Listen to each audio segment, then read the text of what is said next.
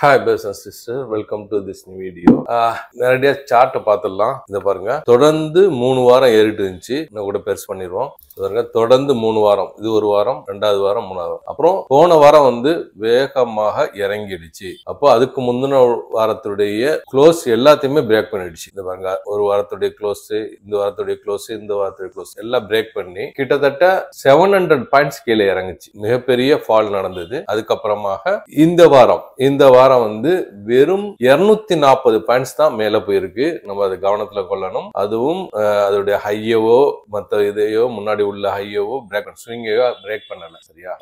PSU banks and metal வந்து நல்ல பெர்ஃபார்மன்ஸா இருந்தது. ஐடி செக்டர் HNB விசாவுக்காக வேண்டி கீழே இறங்கிச்சு நம்ம எல்லாம் பார்த்தோம். இந்த வாரத்துடைய ஓபன் வந்து 24,728, high 24,904, low 24,587, close 24,894, 320 points green candle. 240 points போன வாரத்தை விட, போன வாரம் அதுக்கு முந்தின வாரம் வந்து 24,654, இப்போ வந்து 24,894, 240 பாயிண்ட்ஸ் மேல போயிருக்கு. தலைக்கு மேல 25,000 ஸ்ட்ராங் ரெசிஸ்டன்ஸ் இருக்கு. அது ரொம்ப ரொம்ப ஸ்ட்ராங்கான ரெசிஸ்டன்ஸ். ஏன்னா ஏற்கனவே நம்ம அதிக நாட்கள் நம்ம டிஸ்கஸ் பண்ணதுதான். இந்த இடம் வந்து அடிக்கடி கீழே தள்ளி விட்ட ஒரு இடம். பாருங்க, டேல பார்த்தா தெரியும், வீக்லியோட டேல பார்த்தோம்னா நமக்கு நல்லாவே தெரியும். 25,000 ஒரு ஸ்ட்ராங்கான ஒரு ரெசிஸ்டன்ட் லைன். இந்த இடத்த பார்த்தாலே இந்த இடம் பாருங்க, 25,000. சரியா? சோ மார்க்கெட் வந்து இப்ப 24,894 இருக்கு. இன்னொரு 100 பாயிண்ட்ஸ் இதை பிரேக் பண்ணி மேலும் போக பட்சத்துல தான் நம்ம எதுவுமே டிசைட் பண்ண முடியும். சரியா? இது கிட்டத்தட்ட ஒரு 90க்கும் மேற்பட்ட ட்ரேடிங் செஷன் இந்த ரேஞ்சிலே நடந்திருக்குது. 24,500 to 25,000. அதை நம்ம தெரிஞ்சுக்கணும். ஜூலை 24 24,350ங்கிற இடத்துல ஸ்டார்ட் ஆச்சு மார்க்கெட். இந்த இடத்த பாருங்க, வீக்லி மாத்திரம் ஜூலை 2024 இந்த இடத்துல மார்க்கெட் ஸ்டார்ட் ஆச்சு. இதே இடத்துலதான் சுத்திட்டு இருக்கு. ஒரு வருஷமா ஆயிடுச்சு. ஜூலை 25 ஆயிடுச்சு, அக்டோபர் 25 ஆயிடுச்சு. இதே இடத்துலதான் சுத்திக்கிட்டே இருக்குது. சரியா? நம்ம கடைசியா நிப்டியுடைய டெக்னிக்கல் அனலைஸ் இன்னும் ஃபர்தரா நம்ம அனலைஸ் பண்ணுவோம். திங்கட்கிழமை என்ன நடக்கலாங்கிறது நம்ம. சரியா? எஃப்ஐஸ் வந்து கண்டினியூவா செல்லிங்கு. அவங்க வந்து ஆகஸ்ட் மாசத்திலேயே 20,000 கோடி கிட்ட வித்துட்டாங்க. அக்டோபர் மாசம், நான் சொல்றது 2024, அக்டோபர் மாசம் 1,14,000 கோடிக்கு வித்தாங்க. இது கண்டினியூ ஆகி இப்ப இது வரைக்கும் 35,000 கோடிக்கு வித்தாச்சு போன மாசத்துல. அதுக்கு முந்தின மாசம் 48,000 கோடி, அதுக்கு முந்தின மாசம் 47,000 கோடி, நேத்து 1,600 கோடி, அதுக்கு முன்னாடி 1,500 கோடி. இப்படி கண்டினியூவா செல்லிங் நடந்துட்டு இருக்கு. இதுக்கெல்லாம் காரணம் ட்ரம்ப் தான். டெய்லி ஒரு கன்ஃபியூஷன். அந்த நியூஸ் எல்லாம் பின்னாடி பார்ப்போம். Geopolitics tensions, India, US, China, Russia, Iran, Israel, Gaza, இது எல்லாமே ஒரு மிங்கிள்டு. ஒரு விஷயத்துல ஒரு ஆளு ஒத்து போவாங்க, ஒரு விஷயத்துல ஒரு ஆள் ஒத்து போக மாட்டாங்க. இது ஒரு எல்லாமே ஒரு கனெக்டடா இருக்கு. நடந்து முடிஞ்சது US ஷட்டவுன் 4 நாளா தொடர்ந்து. அப்புறம் வந்து நம்ம இன்ட்ரெஸ்ட் ரேட் வந்து அன்சேஞ்சு. சரியா? ஈவெண்ட்ஸ் என்ன நடக்க போறதுங்கிறத பார்த்துட்டு நம்ம கோல்டு அண்ட் சில நியூஸ் பார்த்துட்டு டெக்னிக்கலா பார்ப்போம். அக்டோபர் மாசம் 6ஆம் தேதி சைனாவுடைய நேஷனல் ஹாலிடே, அதாவது 6, 7, 8 3 நாள் எஃப்ஐ ஆக்டிவிட்டிஸ் கொஞ்சம் குறையலாம். அதே மாதிரி 6, 7, 8, 9 சவுத் கொரியாவுடைய ஹாலிடே.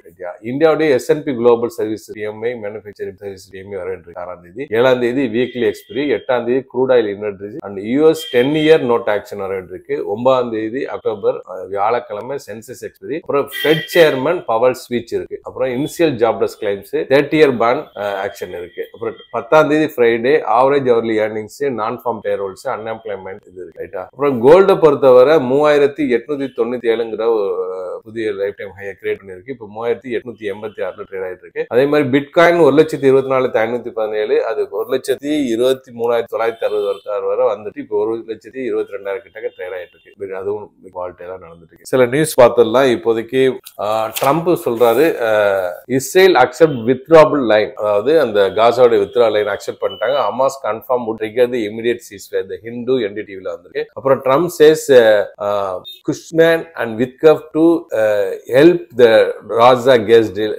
டீலுக்கு ஈஜிப்டுக்கு அனுப்பி இருக்கிறதா ANA நியூஸ் வந்திருக்கு. அப்புறம் ட்ரம்ப் டிப்ளாய்ஸ் நேஷனல் கார்ட் சிகாகோல, ஏன்னா உமன் வந்து அங்க சுட்டுக் கொல்லப்பட்டதா இமிகிரேஷன்ல வந்தது. அது இந்தியா டுடேல வந்திருக்கு. அப்புறம் Trump warns Hamas against any delay, Israel continue to bomb Gaza, Hindustan டைம்ல இது வந்திருக்கு. அப்புறம் Russia supply JF-17 to Pakistan சொல்லி ஒரு நியூஸ் வந்ததாக காங்கிரஸ் சொல்லுது. அதை வந்து மறுத்து இருக்கு. நோ அந்த மாதிரி சொல்லிட்டு நியூஸ் 18ல வந்திருக்கு.